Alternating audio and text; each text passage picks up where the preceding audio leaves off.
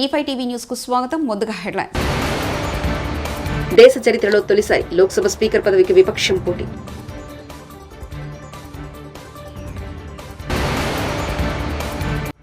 కాంగ్రెస్ లో వైభాగ విలీనం. డీకే శివకుమార్ తో జగన్ చర్చలు. ఎమ్మెల్యే నల్లమిల్లే.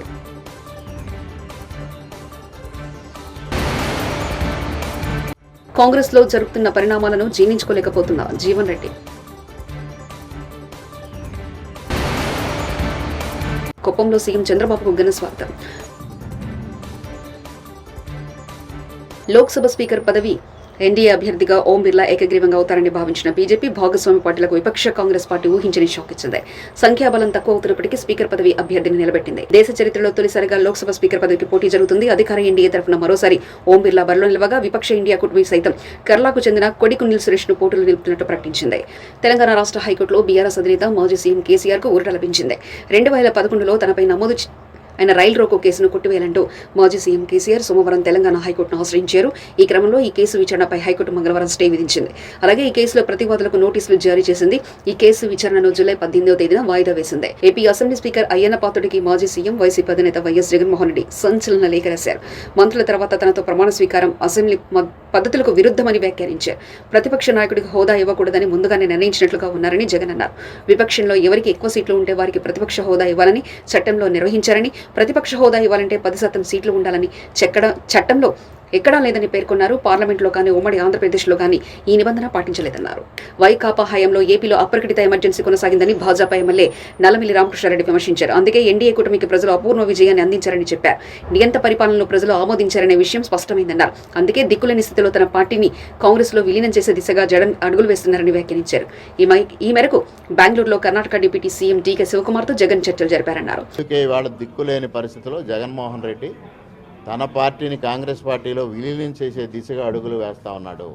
నిన్నటి రోజున బెంగళూరులో డీకే శివకుమార్తో భేటీ అయి వైఎస్ షర్మిల్ని కాంగ్రెస్ పార్టీ నుంచి బయటకు పంపిస్తే తన పార్టీ విలీనం చేయడానికి సంసిద్ధమని వ్యక్తం చేసే నిస్సహాయ స్థితికి జగన్మోహన్ రెడ్డి వెళ్ళిపోవడం జరిగింది. తనతో గెలిచిన 11 మంది ఎమ్మెల్యేల్లో ఎంతమంది తనతో ప్రయాణం చేస్తారో తెలియని పరిస్థితి. గెలిచిన 4 పార్లమెంటు సభ్యుల్లో ఎంతమంది తనతో ప్రయాణం చేస్తారో తెలియని పరిస్థితి. ఉన్న రాజ్యసభ సభ్యులు తనతో ఉంటారో లేనో తెలియని పరిస్థితి. ఇటువంటి పరిస్థితిలో దిక్కుతోచని పరిస్థితి. అంటే సాక్షాత్తు పులివెందులకు వెళ్తే కార్యకర్తలే తన ఇంటిపైన దాడి చేస్తే నిస్సహాయ స్థితిలో పడిపోయిన వైఎస్ జగన్మోహన్ రెడ్డి కడప జిల్లాలో ఓడిపోయిన అభ్యర్థులు కానీ గెలిచిన అభ్యర్థులు కానీ కనీసం పులివెందుల రాజప్రసాదం వైపు చూడని పరిస్థితి. ఇటువంటి పరిస్థితిలో దిక్కుతోచకి వాళ్ళ కాంగ్రెస్ పార్టీని ఆశ్రయించే దిశగా ముందుకెళ్తా ఉన్నారు. ఇటువంటి అరాచక శక్తులన్నీ మరలా కాంగ్రెస్ పార్టీ వైపు చేరి నరేంద్ర మోడీ గారి నాయకత్వంలో ప్రభుత్వాన్ని అస్థిరపరిచే ప్రయత్నాలు చేయడం జరుగుతుందని ఆశిస్తాం. గతంలో 32,000 మంది మహిళలను వాలంటీర్ల ద్వారా ట్రాప్ చేసి ఇతర రాష్ట్రాలకు ఇతర దేశాలకు ట్రాన్స్ఫర్ చేయబడ్డారని పవన్ కళ్యాణ్ ఆరోపించారు. పవన్ కళ్యాణ్ ఇప్పుడు దానికి సమాధానం చెప్పకపోతే మీ ఉప ముఖ్యమంత్రి పదవికి రాజీనామా చేయాలి. జడ శ్రవణ్ కుమార్ జై భీమ్ భారత పార్టీ అధ్యక్షులు. ఇష్టం వాళ్ళు వాలంటీర్స్ ద్వారా ట్రాన్స్పోర్ట్ చేయబడ్డారు, వాళ్ళు ట్రాఫికింగ్ చేయబడ్డారు, ఇతర రాష్ట్రాలకి ఇతర దేశాలకి అమ్మేయబడ్డారు, వ్యభిచార కూపంలోకి వాళ్ళందరినీ తీసుకువెళ్ళబడ్డారు. దానికి వాలంటీర్స్ సహకరించారు అని you made a very clear statement or the public. అదేదో 4 గోడల మధ్య మాట్లాడిన స్టేట్మెంట్ కాదు. ఆనరబుల్ డిప్యూటీ చీఫ్ మినిస్టర్ గారు, మీరు మాట్లాడిన ప్రతి మాట ఆన్ రికార్డ్ మా దగ్గర ఉన్నది. అండ్ ఏ అమ్మాయిలు ఎక్కడెక్కడ అమ్మాయిలు ఏ పోలీస్ స్టేషన్లో అమ్మాయిలు ఆ విధంగా మిస్సింగ్కి గురయ్యారో ఆ ఎఫ్ఐఆర్లతో సహా మా దగ్గర డేటా ఉంది. మీకు ఒకవేళ అధికారికంగా డేటా లేకపోతే మీ దగ్గరికి నేను డేటా పంపిస్తాను. ఆ డేటాను పట్టుకొని మీరు కేవలం మీ దగ్గరకు వచ్చిన వినతుల్లో ర్యాండమ్గా ఒక అమ్మాయి మిస్ అయిందండి అంటే సిఏ గారికి ఫోన్ చేసి సిఏ గారు ఎక్కడున్న అమ్మాయి అర్జెంటుగా తీసుకురాండి అని చెప్తే కుదరదు. అది కుదరదు, మేము ఒప్పుకోం. ఎట్టి పరిస్థితుల్లో 30,000 మంది అమ్మాయిలు 32,000 మంది అమ్మాయిలు సబ్జెక్ట్ టు కరెక్షన్. మీరు ఇమ్మీడియట్గా ఒక టాస్క్ ఫోర్స్ వేయాలి. ఏ రోజున అంతమంది అమ్మాయిలు ఎక్కడ దొరికారు, ఎక్కడ ఉన్నారు, గంటకి రోజుకి గంటకి ఒక స్క్రోలింగ్ ఇవ్వాలి. 30,000 మంది అమ్మాయిలు. It is not easy task sir. I am requesting Honorable Chief Minister, Honorable Deputy Chief Minister, Honorable Home Minister, 30,000 మంది అమ్మాయిలు ఈ రాష్ట్రంలో 5 సంవత్సరాల పాటు వెళ్ళిపోతే ఇంతవరకు పోలీసులు వాళ్ళని పట్టుకోకపోతే, మీరు అధికారంలోకి వచ్చి నెల రోజులైనా దాని మీద యాక్షన్ తీసుకోకపోతే వాట్ ఇస్ ఇట్ కాల్డ్? దాన్ని ఏమంటాము? అంటే కేవలం మీరు ఆరోపణలు చేశారా? యాక్సెప్ట్, నేను ఆరోపణ మాత్రమే చేశాను, అలాంటి పిల్లలు ఎవరు తప్పిపోలేదని చెప్తారా? మీరు చెప్పండి, చెప్పి మీరు క్షమాపణ చెప్పండి, మీరు డిప్యూటీ చీఫ్ మినిస్టర్గా రిజైన్ చేసేయండి. కాంగ్రెస్ లో జరుగుతున్న పరిణామాలను జీర్ణించుకోలేకపోతున్నారని పార్టీ సీనియర్ నేత ఎమ్మెల్సీ జీవన్ రెడ్డి అసంతృప్తి వ్యక్తం చేశారు. జగిత్యాల భారస ఎమ్మెల్యే సంజయ్ కుమార్ చేరికపై తాను మనస్తాపానికి గురయ్యానని మరోసారి జీవన్ రెడ్డి వెల్లడించారు. ఈ నేపథ్యంలో పార్టీ ముఖ్య నాయకులు ఆయన బుజ్జగించే ప్రయత్నం చేస్తున్నారు. అందులో భాగంగా డిప్యూటీ సీఎం పట్టి విక్రమార్క, మంత్రి శ్రీధరబాబు బేగంపేటలోని జీవన్ రెడ్డి నివాసానికి చేరుకున్నారు. అతి త్వరలో తన నిర్ణయం వెల్లడిస్తారని ఈ సందర్భంగా జీవన్ రెడ్డి స్పష్టం చేశారు. పార్టీ పరిణామాల దృష్టిలో ఏదైతున్నదో నీకు వాస్తవంగా మనస్తాపానికి గురైన పార్టీ కార్యకర్త మనోభావాలకు అనుగుణంగా నాకు మరి పార్టీ పరంగా 40 సంవత్సరాల సుదీర్ఘ ప్రజా జీవితం పార్టీతో కలిసి పనిచేసిన, పార్టీ బలోపేత కూడా పనిచేసినాం. నాకు కూడా పార్టీ పరంగా వివిధ అవకాశాలు లభించినాయి. కానీ చివరిగా ఏదైతున్నదో ఇవాళ ఈ తీసుకున్న నిర్ణయంతో అంటే వాస్తవంగా రాష్ట్రంలో కాంగ్రెస్ ప్రభుత్వం సుస్థిరంగా ఉన్నది. 65 సంఖ్యాబలం ఉన్నది. Any day 7 MIA members, there is no scope of they are sailing together with BJP. CPI ఒక సభ్యుడు ఉన్నాడు. మనకు కావాల్సింది ప్రజా విధానాలపై మనం ప్రజానీకం యొక్క మెప్పు పొందే ప్రయత్నం చేయాలి. ఆ ప్రయత్నం జరుగుతున్నది. ఆ ప్రయత్నం జరుగుతున్న తరుణం లోపల మళ్ళీ మనం ఏదైతుంది వాస్తవంగా వీళ్ళ మొన్నటి పార్లమెంట్ ఎన్నికల్లో అఖిల భారత కాంగ్రెస్ పార్టీ ప్రధానంగా ఏదైతుందో దేశంలో ఉన్న పరిస్థితులను పరిగణలోకి తీసుకుంటూ నాడు రాజీవ్ గాంధీ గారు ఏదైతే ఈ యాంటీ డిఫెక్షన్ లా ఇవాళ చట్టపరంగా ఎన్నికైనటువంటి ఒక సభ్యులు పార్టీ మారడాన్ని నిలువరింపు చేయడానికి ఏదైతే యాంటీ డిఫెక్షన్ చట్టాన్ని రూపొందించడం జరిగిందో అందులో లొసుగులను ఆసరా చేసుకుని ఈ జరుగుతున్నటువంటి ఒక పార్టీ మార్పులను నిలువరింపు చేయాలి, దీన్ని పటిష్టంగా అమలు చేయడం భావనతో ఏదైతున్నదో ఎవరైతే సభ్యుడు పార్టీ మారడం జరుగుతుందో అదే సభ్యత్వం వెనువెంటనే రద్దు చేయబడే విధంగా ఈ చట్టంలో మార్పు చేస్తామని చెప్పని పాంచ్ న్యాయ్ అఖిల భారత కాంగ్రెస్ ప్రకటించినటువంటి ఒక విధానాలలో పొందుపరచుకుంది. దానికి భిన్నంగా ఇవాళ జరుగుతున్న పరిణామాలు చూస్తుంటే నేను వాస్తవంగా మనస్తాపానికి గురవుతున్నా, జీర్ణించుకోలేకపోతున్నాను. నేను ఇలా పార్టీ పరంగా నాకు లభించినటువంటి ఒక హోదా, ఆ హోదాలో ఉండి నేను ఆంధ్రప్రదేశ్ ముఖ్యమంత్రి నారా చంద్రబాబు నాయుడు తన 2 రోజుల పర్యటనలో భాగంగా మంగళవారం కుప్పం చేరుకున్నారు. 4వ సారి ముఖ్యమంత్రిగా బాధ్యతలు చేపట్టిన తర్వాత సీఎం చంద్రబాబు తొలిసారిగా తన సొంత నియోజకవర్గానికి రావడంతో పార్టీ శ్రేణులు ఆయనకు ఘనంగా స్వాగతం పలికారు. అనంతరం శాంతిపురం మండలం జరివానిపల్లి, శాంతిదొడ్డి గ్రామాల్లో ఉన్న హంద్రినివా కుప్పం బ్రాంచ్ కెనాల్ పనులను ఆయన పరిశీలించారు. ఆ తర్వాత తిరిగి ఆయన కుప్పానికి చేరుకున్నారు. స్థానిక ఎన్టీఆర్ విగ్రహంతో ఏర్పాటు చేసిన భారీ బహిరంగ సభలో సీఎం చంద్రబాబు నాయుడు పాల్గొన్నారు.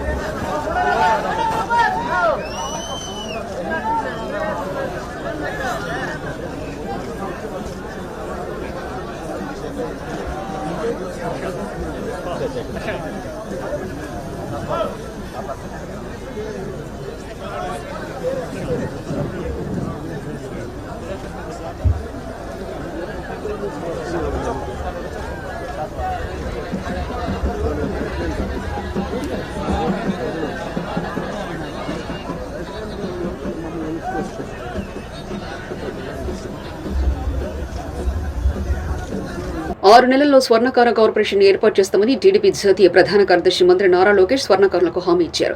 మంగళవారం లోకేష్ నిర్వహించిన ప్రజా దర్బార్ ప్రజలు పెద్ద ఎత్తున తరలివచ్చారు.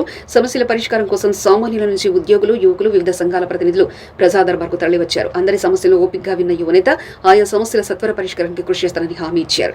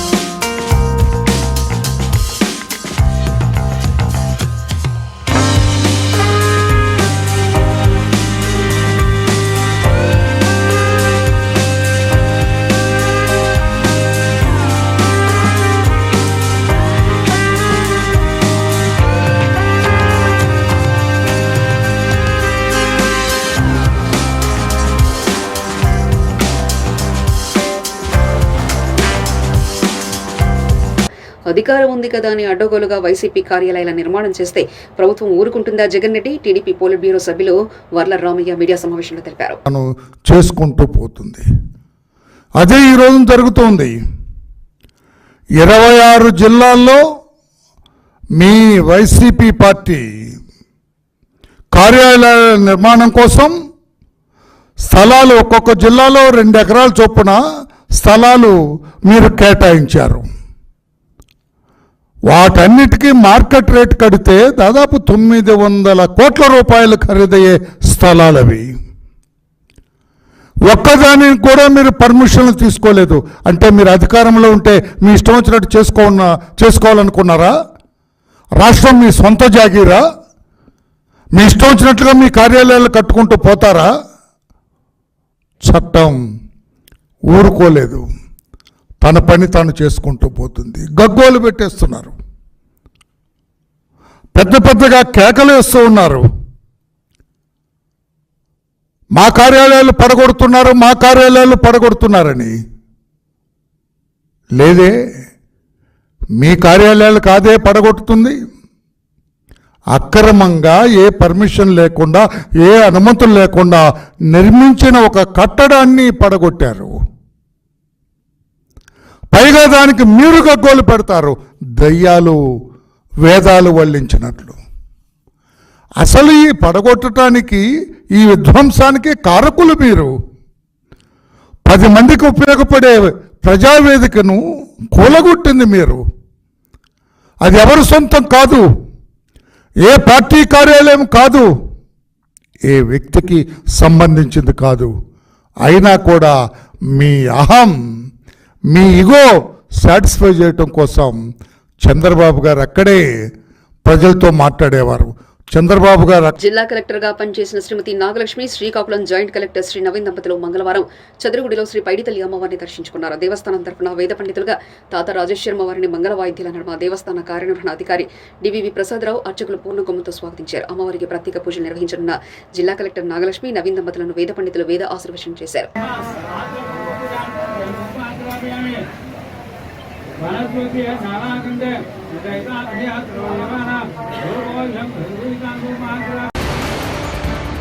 దేశ చరిత్రలో తొలిసారి లోక్సభ స్పీకర్ పదవికి విపక్షం పోటీ.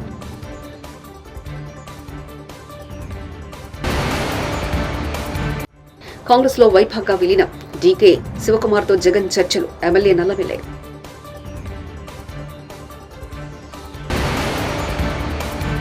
కాంగ్రెస్ లో జరుగుతున్న పరిణామాలను జీర్ణించుకోలేకపోతున్న జీవన్ రెడ్డి. కుప్పంలో సీఎం చంద్రబాబుకు ఘన స్వాగతం. ఇవి బులెటిన్ విశేషాలు. చూస్తూనే ఉండండి E5 టీవీ న్యూస్.